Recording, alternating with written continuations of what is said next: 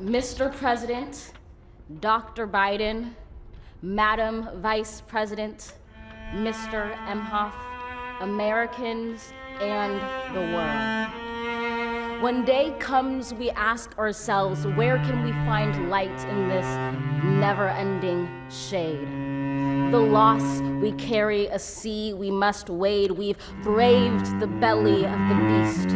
We've learned that quiet isn't always peace. In the norms and notions of what just isn't always just is.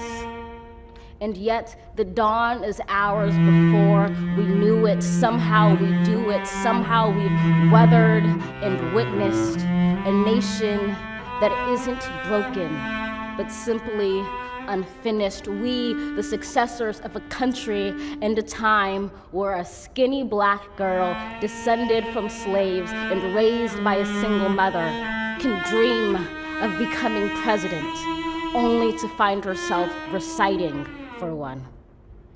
And yes, we are far from polished, far from pristine, but that doesn't mean we are striving to form a union that is perfect. We are striving to forge our union with purpose, to compose a country committed to all cultures, colors, characters, and conditions of man. And so we lift our gazes not to what stands between us, but what stands before us. We close the divide because we know to put our future first. We must first put our differences aside. We lay down our arms so we can reach out our arms to one another. We seek harm to none and harmony for all. Let the globe, if nothing else, say this is true.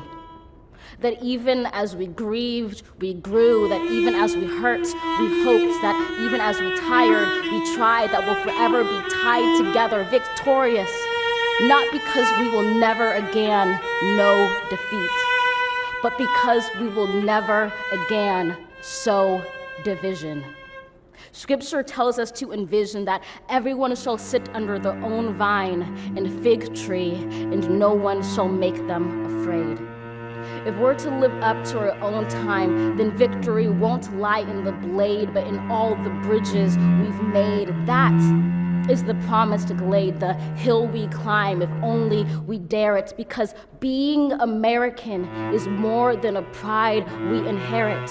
It's the past we step into and how we repair it. We've seen a force that would shatter our nation rather than share it, would destroy our country if it meant delaying democracy. And this effort very nearly succeeded. But while democracy can be periodically delayed, it can never be permanently defeated.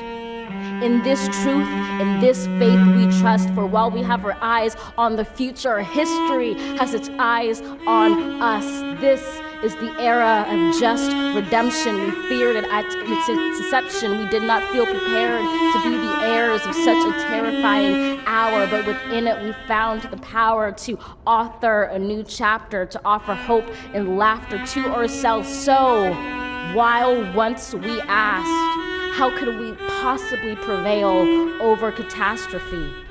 Now we assert, how could catastrophe possibly prevail over us? We will not march back to what was, but move to what shall be, a country that is bruised but whole, benevolent but bold, fierce and free.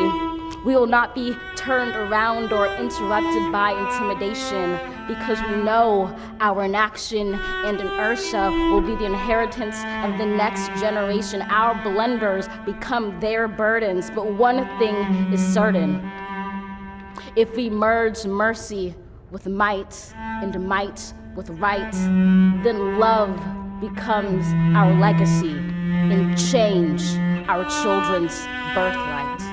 So let us leave behind a country better than the one we were left. With every breath from our bronze-pounded chest, we will raise this wounded world into a wondrous one. We will rise from the gold-limbed hills of the west. We will rise from the windswept northeast where our forefathers first realized revolution. We will rise from the lake-rimmed cities of the Midwestern states. We will rise from the sun-baked south. We will rebuild, reconcile, and recover in every known nook of our nation, in every corner called our country. Our people, diverse and beautiful, will emerge battered and beautiful. When day comes, we step out of the shade, aflame and unafraid. The new dawn blooms as we free it.